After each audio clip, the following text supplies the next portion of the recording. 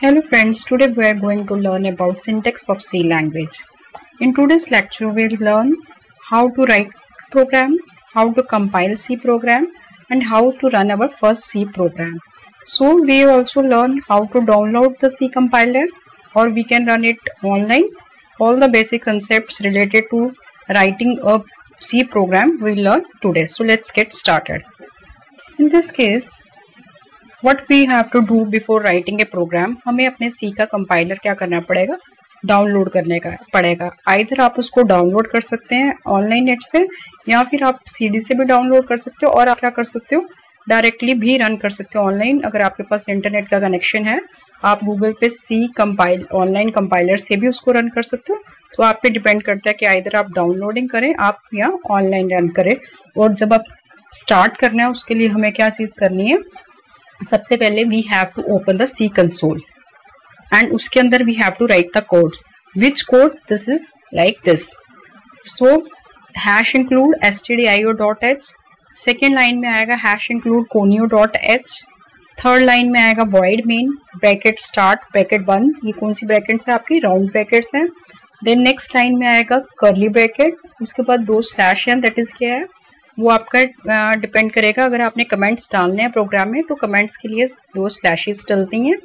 Single comment हो आप hash भी डाल सकते हो। उसके बाद नेक्स्ट स्टेटमेंट जो प्रिंटफ हेलो वर्ल्ड लिखा हुआ है हमने, वो आपकी प्रिंटिंग की स्टेटमेंट है। दैट मीन्स आज हम फर्स्ट प्रोग्राम जो अपना सी का लिखेंगे उसके आउटपुट क्या आने चाहिए, हेलो वर्ल्ड जो हमने लिखा है वही प्रिंट होके आना चाहिए। नेक्स्ट स्टेटमेंट है रिटर्न 0, देन सेमीकोलन है और कर्ली ब्रैकेट क्लोज है। अब हम एक एक चीज इसमें जो लिखी है we'll try to explain each and every point in this. सबसे पहले देखो, ये जो सारा मैंने लिखा हुआ coding that is written in lower case. Why? Already I have cleared it. Compiler of C is designed in lower case, जिसमें आपके lower सपोज आपने C लिखा हुआ है उसकी कोडिंग कुछ और है, कैपिटल में C की कोडिंग कुछ और है। तो इसका कंपाइलर डिजाइन क्योंकि लोअर केस में है तो हमने सबसे पहले ये याद रखना है, हमने C में जब वर्क करना है हमने कैप्स लॉक को ऑफ कर देना है, बिकॉज हमने अपनी प्रोग्रामिंग कोडिंग जितनी भी लिखनी है that has to be in lower case. अब उसके बाद सबसे पहला आ जाता है हैश इंक्लूड। हैश इंक्लूड का मतलब होता है pre processor directive. That means कह रहा है कि आप कंपाइलर को कह रहे हो कि क्या चीज ऐड करो, कौन सी डायरेक्टिव ऐड करो, stdio। std का मतलब फुल फॉर्म है, std का फुल फॉर्म है स्टैंडर्ड, i का फुल फॉर्म है इनपुट, o का फुल फॉर्म है आउटपुट। नेक्स्ट इसके आगे है डॉट, डॉट का मीन होता है मेंबर एक्सेस। देन है h is your header file. उसके बाद हमने stdio.h को डाला किसमें हुआ, एंगल ब्रैकेट्स में, जिसका मीनिंग क्या होता है, एंगल ब्रैकेट्स को क्यों यूज किया जाता है, it is use to enclose a header file. That means इसके अंदर हेडर फाइल रहेगी।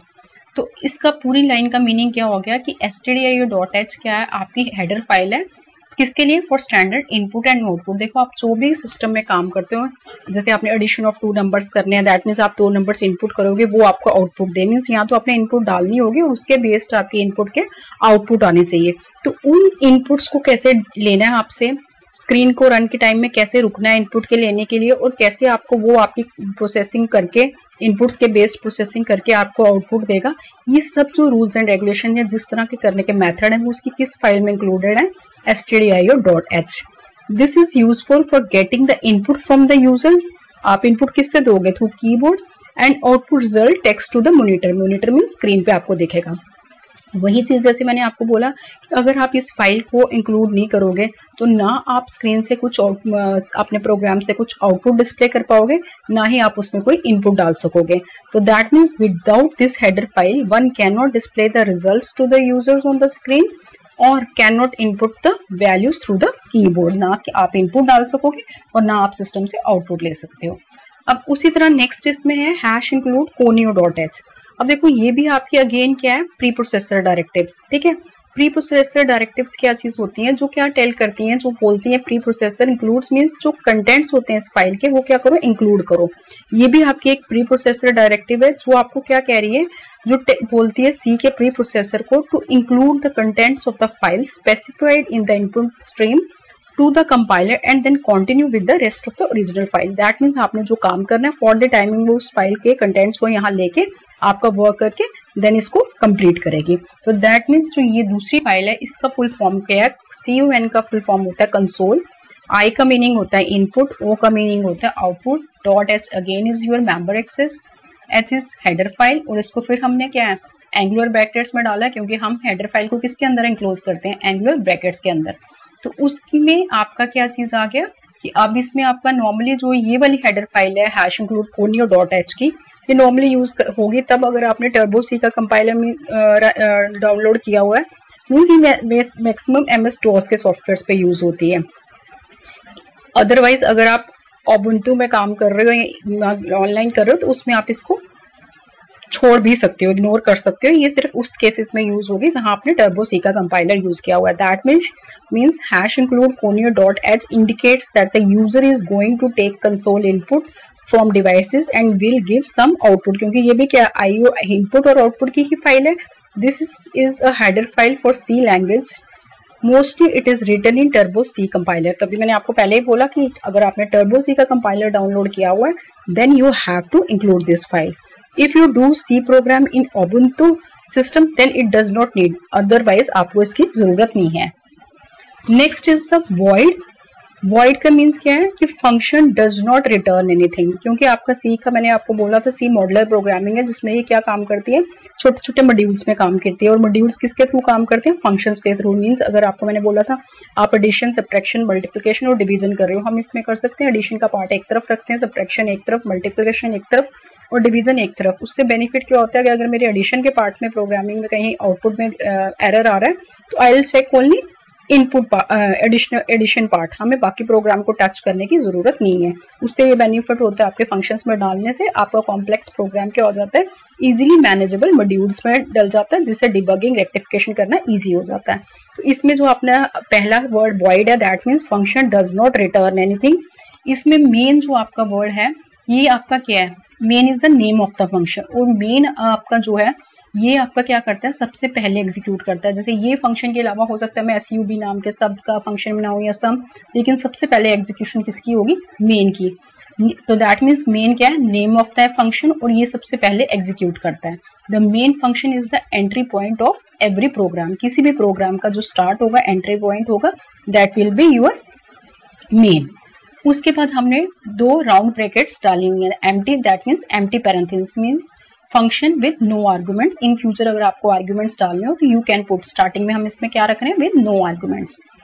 That means void main is the entry point for execution in C program. The void क्या है, वाइड आपके कीवर्ड है। कीवर्ड किनको बोला जाता है, रिजर्व वर्ड, जिनके की pre defined meaning already compilers के पास होते हैं और उनको हम इसको एज इट इज यूज करेंगे जैसा इसका मीनिंग कंपाइलर में है, we can't change its meaning. तो so void is a keyword that represents function will not return anything but a void value.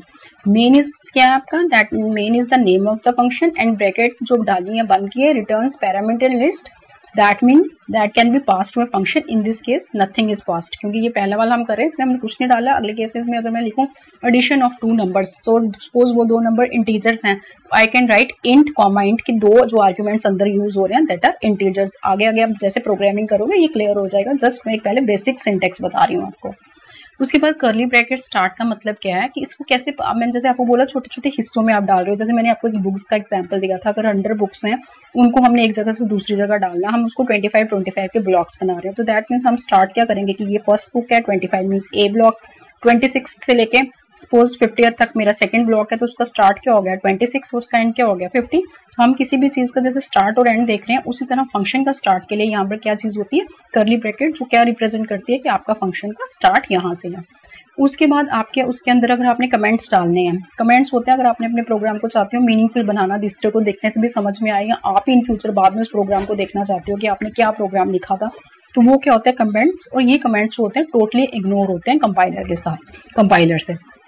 उसके अंदर जो स्टेटमेंट है, जो मीन्स जो भी आपने काम करना है, मैं यहाँ पर क्या कर रही हूँ हेलो वर्ल्ड लिख रही हूँ, ये प्रिंटिंग की स्टेटमेंट है, आउटपुट स्टेटमेंट है, जो आपको जो आपने अंदर लिखा हुआ है एज इट इज उसके अंदर, क्योंकि आपने स्ट्रिंग डाला हो कोड्स के अंदर hello world as it is उसको लिख के दे सकते हैं। इसके अंदर अगर कोड्स के अंदर कोई चीज डाली है तो उसको हम कैपिटल डाल सकते हैं, बिकॉज वो उसको एज इट इज प्रिंट कर देगा, उसमें कोई प्रॉब्लम नहीं है कि अगर आप अपर केस में या लोअर केस में लिखते हो, depends upon totally upon your choice. Semicolon statement के बाद डला हुआ है। सेमीकोलन का यहाँ मीनिंग होता है terminator. Terminator means and of the line, कि यहाँ पर ये लाइन आपकी कंप्लीट हो रही है। इसमें नेक्स्ट लाइन के आने जहाँ आपकी एक लाइन कंप्लीट होती है, you have to put the semicolon, जिससे इसको पता चल जाए ये टर्मिनेट। अदरवाइज में अगर रिटर्न 0 जैसे मैंने अगली लाइन पे लिखा है, अगर मैं आगे भी लिख दूंगी उसमें एरर नहीं आएगा, बिकॉज सेमीकोलन इटसेल्फ इंडिकेट्स कि यहाँ पर लाइन खत्म हो गई है, और अगर मैं उसके आगे भी लिख दूं तो वो उसको एज ए नेक्स्ट लाइन ही काउंट करेगा। उसके बाद मैंने लिखा हुआ है return 0, returns execution status to the किसका operating system. The 0 value is used जहां पर आपकी एग्जीक्यूशन क्या हो सक्सेसफुल, और 1 रिटर्न करता है जब आपकी एग्जीक्यूशन क्या हो अनसक्सेसफुल। नेक्स्ट आपकी कर्ली ब्रैकेट क्लोज जैसे आपने डाली थी, means start of the body function, और कर्ली ब्रैकेट क्लोज मीन्स आपका एंड ऑफ द फंक्शन। उसके बाद जितना भी पार्ट आपका कर्ली ब्रैकेट स्टार्ट से एंड के बीच में, that is known as the body of the function. उसके बाद अब ये हमारा प्रोग्राम कंप्लीट, आपको लॉजिक पूरा समझ आ गया प्रोग्राम का। अब इसको हम क्या करेंगे, कंपाइल करेंगे और क्या करेंगे, रन करेंगे। इसको कंपाइल करने के और रन करने के 2 वेज हैं। एक आपका मेथड आपका क्या है, आप इसको कैसे कर सकते हो, मेन्यू के थ्रू भी कर सकते हो, या फिर अगर आपको शॉर्टकट कीज याद हो आप उसके थ्रू भी कर सकते हो। तो सबसे पहले हम मेन्यू के थ्रू अगर करेंगे तो हम क्या करेंगे, हम क्लिक करेंगे किसके मेन्यू पे, कंपाइल मेन्यू में, और वहां से हम किस वर्ड को सिलेक्ट करेंगे, कंपाइल को। जैसे ही हम क्लिक करेंगे आपका प्रोग्राम किसके लिए चला जाएगा, कंपाइलिंग के लिए। और आपका अगर प्रोग्राम एरर फ्री होगा तो आपको वो शो कर देगा, और इन केस उसमें एरर्स होंगे तो आपको एरर शो कर देगा। अब अगर आपका सपोज प्रोग्राम एरर फ्री है और you want to run the program, then आपको किस पे जाना है, रन मेन्यू पे जाना है, और उसमें से किसको सिलेक्ट करना है, रन को। तो आपका प्रोग्राम क्या देगा, आउटपुट शो करेगा। और अगर आपको शॉर्टकट कीज याद है तो आप क्या करोगे, कंट्रोल F9 को प्रेस करोगे तो कंपाइल कर सकते हो, और Alt F9 को प्रेस करो तो आप प्रोग्राम को डायरेक्टली रन कर सकते हो, मीन्स आपको मेन्यूज में जाने की जरूरत नहीं है। तो इसी प्रोग्राम को हम अपने कंपाइलर पे चेक करते हैं कि किस तरह से रन करेगा, किस तरह से एग्जीक्यूट होगा। वो पूरा कंसेप्ट आपको मैं एक बार ऑनलाइन बता देती हूँ। बाकी इसमें जिस तरह से हमने कीवर्ड्स वर्ड यूज किया, फंक्शन, ये सब चीजें एक्सप्लेन में आपको इजी हर एक नेक्स्ट लेक्चर्स में करती जाऊंगी। आज जस्ट मैंने एक ओवरव्यू बताया कि सी का प्रोग्राम कैसा लिखा जाता है, ठीक है। अब इसके बाद हम कौन सा पार्ट करेंगे, अपना practical part. So let's start the practical part. So for practical part let's start. मैं ऑनलाइन रन कर रही हूँ, तो मैंने पहले सबसे पहले I have open Google, and then I'll type C online compiler। इससे क्या होगा, मैं अगर मेरे C का सॉफ्टवेयर मैंने इस पर नहीं डाउनलोड किया हुआ कंपाइलर, तो ये ऑनलाइन C का कंपाइलर मुझे खोल के देगा, बट इसके लिए आपके पास इंटरनेट का कनेक्शन होना चाहिए। जैसे मैं इसको क्लिक करूंगी, सबसे पहले ये देखो आ रहा है ऑनलाइन GDB। इसके अंदर हर तरह के C का, C++ का, पाइथन का, हर चीज का कंपाइलर है। हम किस पे क्लिक करेंगे, जो हमें अपना चाहिए फर्स्ट C का, तो हम किस पे क्लिक करेंगे, ऑनलाइन कंपाइलर एंड डिबगर पे। जैसे हम इसको क्लिक करेंगे हमारे पास क्या ओपन हो जाएगा, आपका ऑनलाइन एडिटर, किसके लिए, C के लिए। तो ये आपकी स्क्रीन आ गई। यहाँ पर आपका क्या है, ये जो स्क्रीन है ये क्या है, आपका एडिटर है। यहाँ पर आप क्या लिखोगे, कोड, और बाय डिफॉल्ट भी इसने क्या है, सैम्पल कोड आपको लिख के दे के रखा हुआ है। तो इसमें क्या है, सबसे पहले जैसे इसने इंक्लूड किया हुआ है हमने, सबसे पहले #include stdio.h। सेकेंड लाइन में हमने लिखा है void main, जैसे आपको प्रोग्राम में बताया था। देन कर्ली ब्रैकेट का start, that mean start of the function. Then हमने स्टेटमेंट लिखी है print F hello world, and then return 0, और उसके बाद curly bracket close, that is the end of your function.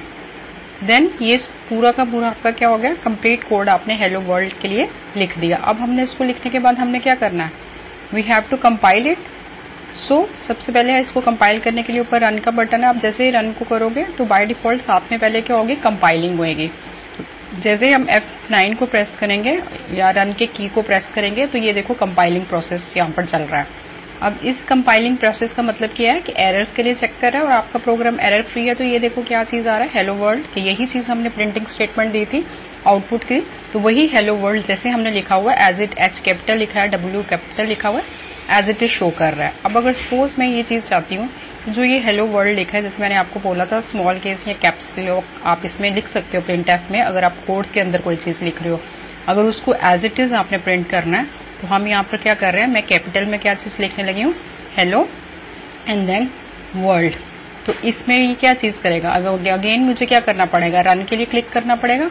ये प्रोग्राम फिर से क्या हो रहा है, कंपाइल, और अब आपका हेलो वर्ल्ड किस तरह से लिख के दे रहा है, होल कैपिटल, बिकॉज जैसा मैंने लिखा है प्रिंटर की स्टेटमेंट में कोर्स के अंदर एज इट इज आपको प्रिंट कर देगा। तो ऑलमोस्ट जितना ये सिंटेक्स था मुझे लगता है आपको अच्छी तरह से क्लियर होगा। अभी मैं इसमें जितनी भी चीजें यूज की हैं आगे हम एक एक चीज अच्छी तरह से एक्सप्लेन करेंगे। जस्ट एक बेसिक सिंटेक्स आपको मैं बता दिया। Thank you.